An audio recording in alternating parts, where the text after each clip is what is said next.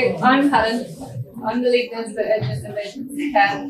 For those of you that don't know me, I've been here for a very long time, but there are a few people in the room I don't recognise. There are quite a few that I do. This is the body-worn camera that we trialled. I'll pass it round. If you accidentally flick it on, Glenn will have to sort through all of the recordings that you make. But it is the one that we have trialled, and I believe, unless Neil's changed his mind, that's the one we're going to go with for the Trust Point rollout.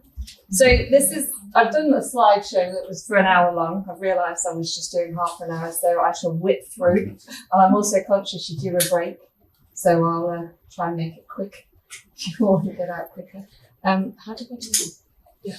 Oh, there we go. So this project started quite a while ago. It was a project that we started ideally pre-COVID. And we had the idea, this is when I was the matron for acute medicine, to trial body cams across the emergency department due to the number of AVH incidences that they were seeing, particularly also across the increase in severity.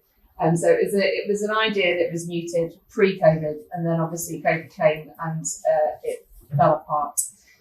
But post-COVID, we re-engaged with the situation because, as you can see, between 21 and 22, a year's worth of data alone within medicine, these are the ones that reported. We recorded 593 incidences of AVH of different severity, and the feedback pretty much from our staff and our ward managers was that we weren't doing enough to support our teams. So we spent a vast amount of time trying to re-engage in the trial. Just for a bit of info as well, subsequently prior to the trial, we have now got 3 high scoring risks, all of which score greater than 16 for AVH across our departments. 52 is our most recent one, and if we were really to add in a fourth one, we would add in C53, which also has a huge AVH risk, and would probably score an equivalent of 20 as well. So we consider AVH to be a massive issue in our department across our areas. Some of the feedback that we gained, this is just from various bits, I'm not going to read through it all, but by all means peruse it. But these were feedbacks from people's, the staff survey, and some of this was some of the feedback that they took from those. And we've just taken that and just used it as part of the example of one of the reasons why we felt we needed to trial this. By all means, have a quick read. But some of it's quite hard hitting, quite difficult to read when you're a ward manager, when you're a matron, when you're a lead nurse, and how your staff feel, particularly day in, day out when you work on the front line. Is everybody ready for me to move on? Oh, I've broken it. Oh, as you can tell, I'm not particularly good with slides. Oh, what have I done? Someone else? There we go. So the main purpose of the body-worn camera trial was just to improve the safety of our staff mainly, and also in some way to see how the impact it was with patients. This was based on some data that we've read that the use of video recording devices may reduce the incidence of aggression and violence, while also providing some greater transparency and enabling some increased scrutiny for any subsequent actions taken in response to such occurrences. So I'm mainly talking about evidential capture for prosecution. We are not at the present time allowed to use the information or the data that we record for learning and review because of the DPIA and the data protection issues that respond with recording people.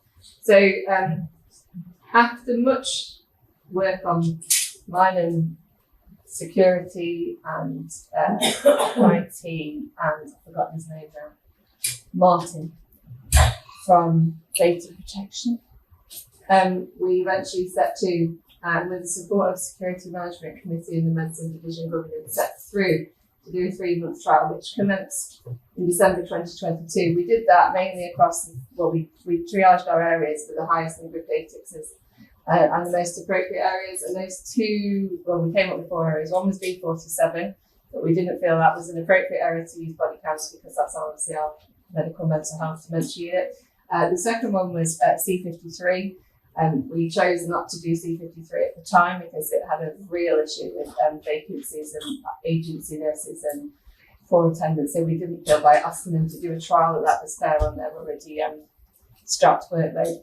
B3 again was also another busy area, so we felt that was also having some problems with vacancies at the time, so we felt again that wasn't the right area. So we picked ED mainly because it has the highest number of recorded incidences of ADH, and the second one that we picked was C52 because they were also seeing a significant number of ADH incidents and the severity of their ADH incidents was quite high.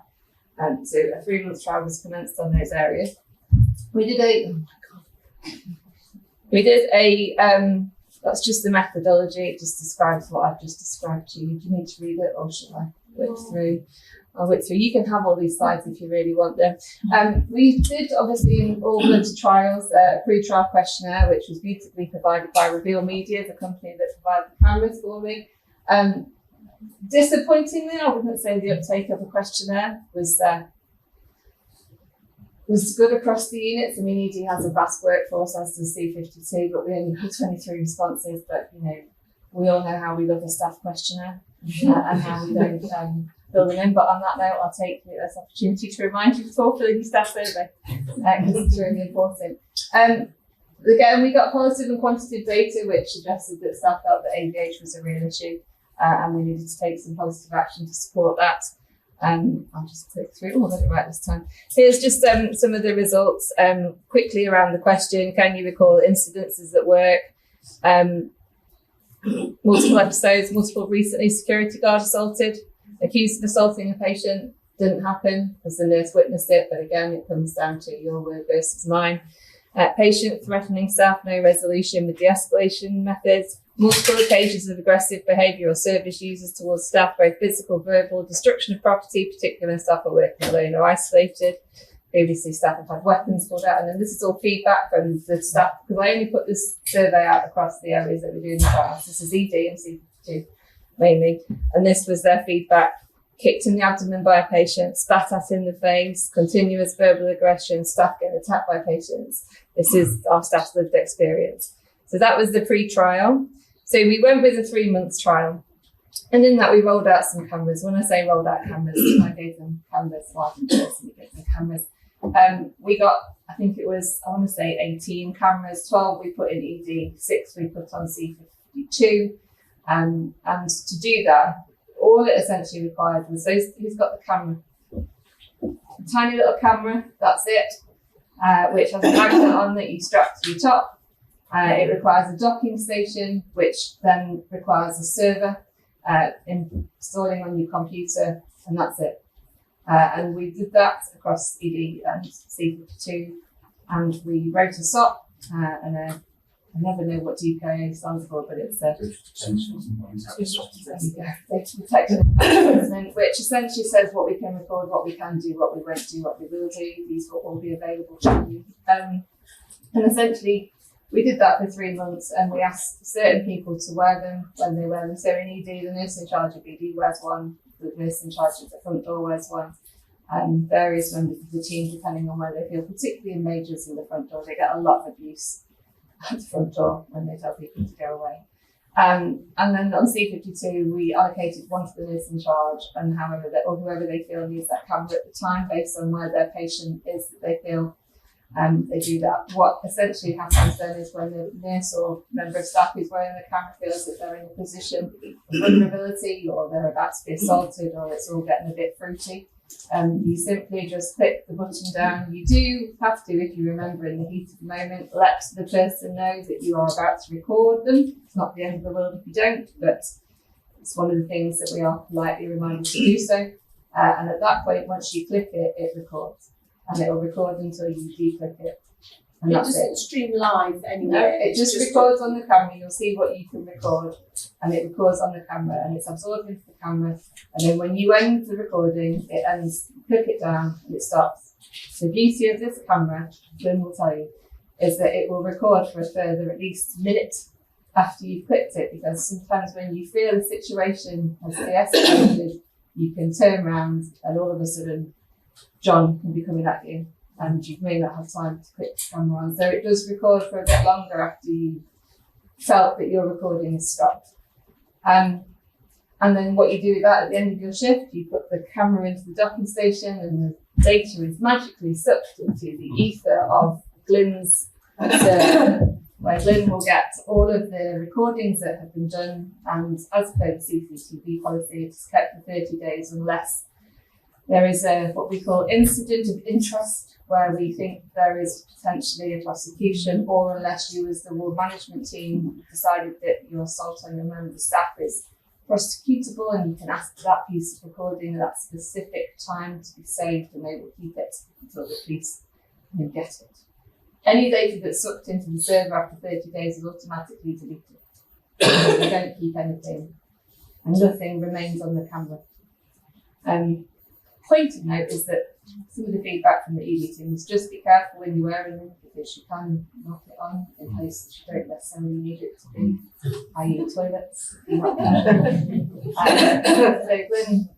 Trust me, it's not what I want to see first thing in the morning. There is a little bit of learning just to be mindful and be careful, but it is the most similar one that we've got.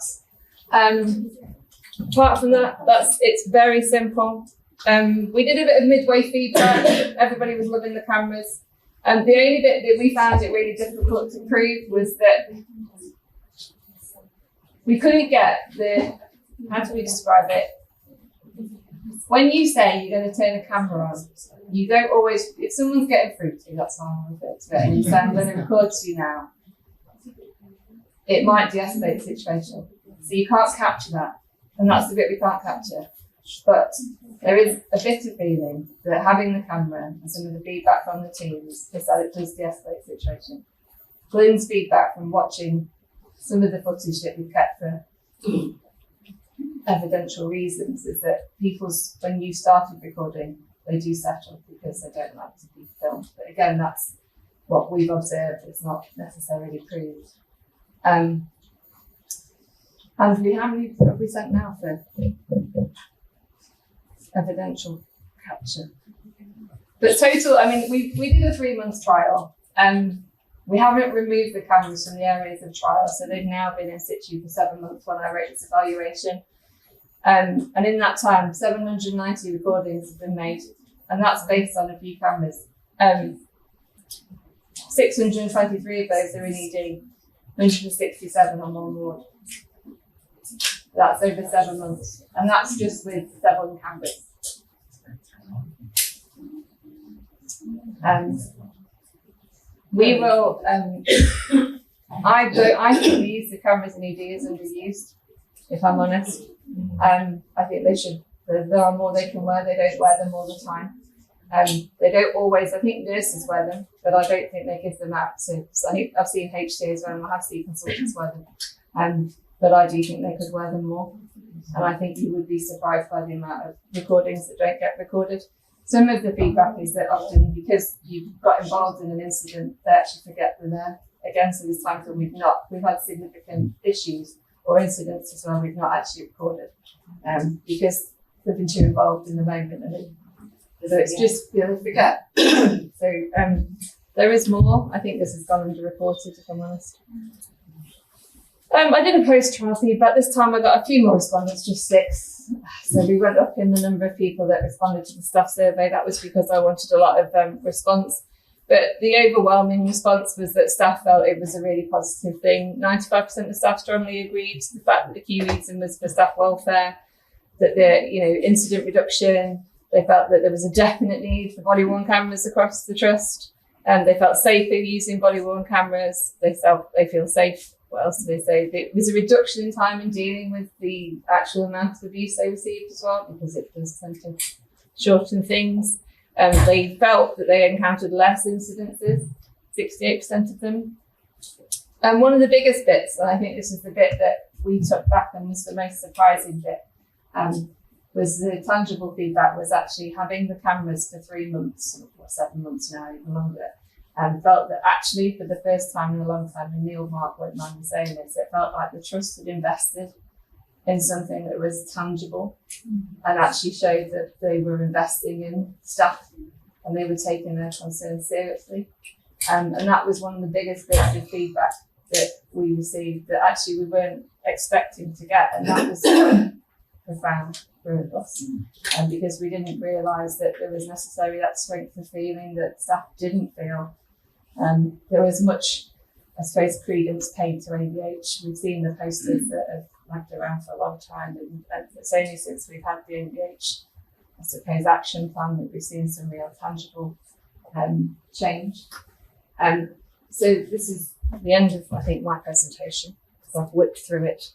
There was just some comments there about them. Some staff didn't feel comfortable wearing them. Some people think they're great. There we go, not comfortable when accidentally flipped on. We've talked about that one. Magnet issues, sometimes they are a bit, we've got the magnet, but they're quite strong. And then some people just forget to put them on. And it was my essential conclusion that we needed to roll them out. I mean, I don't know if all of you feel the same, but I do. That we as an organisation need to review how we support our members. And actually, we feel that we should continue to roll it out. But unfortunately, our anticipated it would reduce the number of AVH incidents. The data nationally and across the entire trust doesn't support a reduction in AVH. What it's shown is that AVH, despite our trial, is on the up. That might be because recording of datix is higher, and it's gone unnoticed before, but it's in line with the national picture. But despite us putting the cameras in, there hasn't really been a huge drop in what we noticed. So that for me made it even more worthwhile that we rolled it out across the trust. And for those of you who do or do not know, it is being rolled out across the trust. Where they are going, I can't tell you everywhere, but if you're within medicine, I can tell you where they are going. It's been decided by the divisional nurses. I think we Neil as head of Security Management Committee, did a datix search and looked at the areas with the highest number of datixes that were recorded to AVH, and then went back to the divisional nurses and their teams and said, where do you feel you want your cameras to go? I've always, couldn't Stuart because he's here, but B47 is one of our highest reporting areas, but they were, and HCOP is one of our other areas. They're adamant they don't want cameras because of their patient group and they don't see the benefit in that. And again, so we've left that to our specialty matrons. And I, however, in urgent and emergency care, are grasping every camera I can.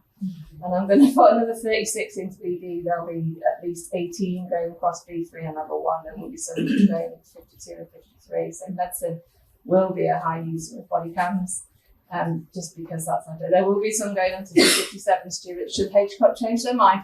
And there'll also be some going into Southwell at City for the medicine ward at City, because surprisingly they felt that they didn't want cameras at City, but we also have a huge amount of incidences at City, which I think, again, we don't necessarily see that as a front door area, but it does have a lot of its own complexities.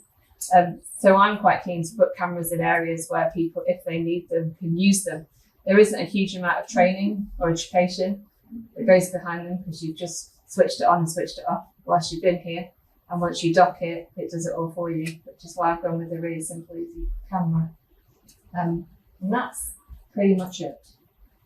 Question. Have you had any incidents that actually turning the camera on made it worse? Yeah. Yeah. It can. It can I'm relying on them. It's not everybody. Not everybody goes down. It can. People can go up as well. If you're talking, it's a small percentage compared to people coming down. It can do. Yeah. But I think the thing I will reinforce is it is not there to deflate the situation. It is there as your evidence, your protection, to say if I wanted to, because a lot of the time it records what you hear and what you see, but from a police prosecution perspective, the greatest evidence, they've already been to them, Yeah. Statements are one thing, but having evidence is the second best form of evidence they can have. So recording is the second, and statements from witnesses is the first.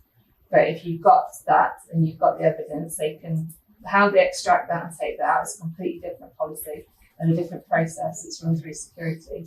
But that's for the police to deal with. But if you've got that, it's something we don't normally have and we haven't had, but it gives you an ability to prove that you were assaulted, because often sometimes you end up with, I didn't do it, or yes you did, your word, their word.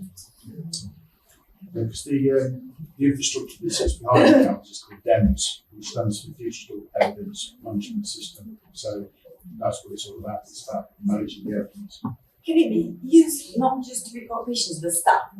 So imagine if there's a problem between staff and the staff being It's arrested, a can I problem. It's a report it? problem. If you feel as a member of staff that you are in a situation where you are vulnerable and you are being assaulted, there is no reason why you can't turn that camera on. However, have we used it for staff yet? Not that I'm aware of. Is it a mechanism of punishment of incidents with staff? It's not one I would necessarily choose and advise to go down, because we should probably try and do mediation. But if you feel as a member of staff that your staff member is about to assault you or is being verbally aggressive to the level where you feel that you are at risk, then if you have the cameras, you can record. It's the same for visitors. I wouldn't leave, patients and visitors. C52, we've only ever had 2 cameras. All right. So just letting you know, so I don't know where those are stored. But we're going to 6. Last time we were going. But you'll be getting 6 when Neil gets them in. I think we don't work in medicine, but we do work in high level radiation, and that's all that we often get cameras. But the area we're working in, we do a lot of instant examinations. So will we write our own SOP about? I think so. I wrote the SOP based on the use of the camera, and it doesn't necessarily advise when or where or how, but it does consider dignity and privacy. But if you are in the middle of what described as an intimate examination, and that person then goes to assault you or is getting to the point where they need to assault you, it's up to you whether you turn that camera on. The SOP is not necessarily about maintaining the patient's privacy and dignity. The SOP is about protecting you as an employee and a staff member. That is what I think you have to remember. Because there will be incidences where you are isolated in bathrooms, and there will be incidences where patients are aggressive in areas that you would not put normally, situations where you wouldn't normally see them. But that would be up to you as a person. The SOP is a SOP that's pretty local to us. I think Neil is in the process of sent it out for comments. So I don't know if it's gone to the area you're in. So if it's gone to your divisional team, then they may make some changes to that. But again, if you're being assaulted in a bathroom or while you're doing an examination, that still doesn't make it right that that's occurred. No, just add something else to that. If when you're using the cameras you do catch something that you've accidentally caught or there's something there that shouldn't be shared, you've got 2 options. You can dock it, it'll all get uploaded to us, you can tell us the time and the camera number, and we can delete footage before it's even been viewed. Or you can bring the camera to us, plug it in, and we can delete that footage on the server as it comes in. There's a full audit trail on the system that tells you exactly what's been viewed, when it's been viewed, when it's been deleted. So if anybody ever came to question who's done what, there's literally a full audit trail every time anything's ever been done on that system. I think it's not a high number of times that the cameras accidentally get switched on. It's the odd once or twice. So it's more of it's just looking at It's what people get used to, isn't it? Yeah. They know it's So you turn it on and then you push it down. You flick it down and flick it down to turn it on and flick it down to turn it on.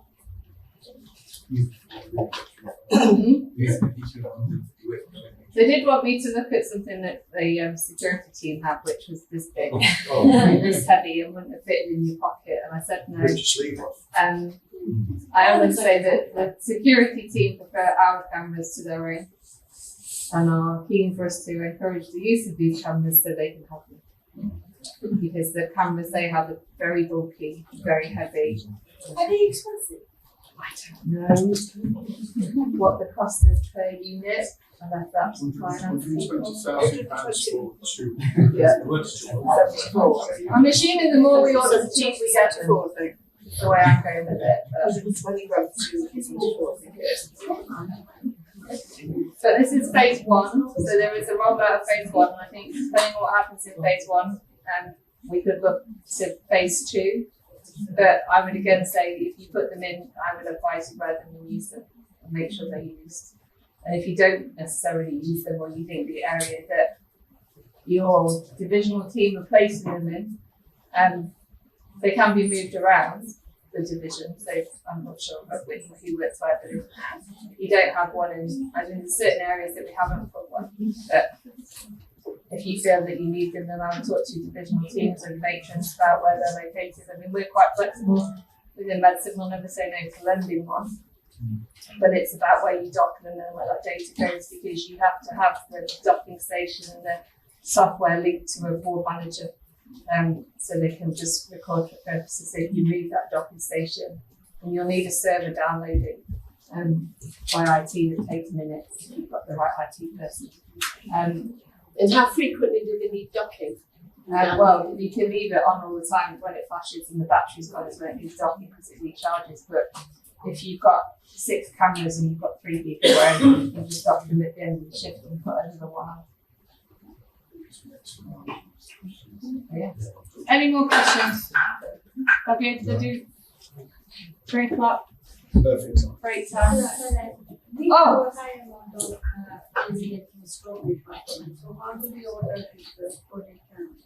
And stroke, you're getting them. You're in medicine. I think there's 6 going on to C4, so you'll get them to use between C4 and C5. Yes, the only area within medicine that's technically not getting them is H corp, but I've put you someone D57. Yeah. Any more questions? I'll let you go to the break. Thank you. See you then. Thank you. Thank you.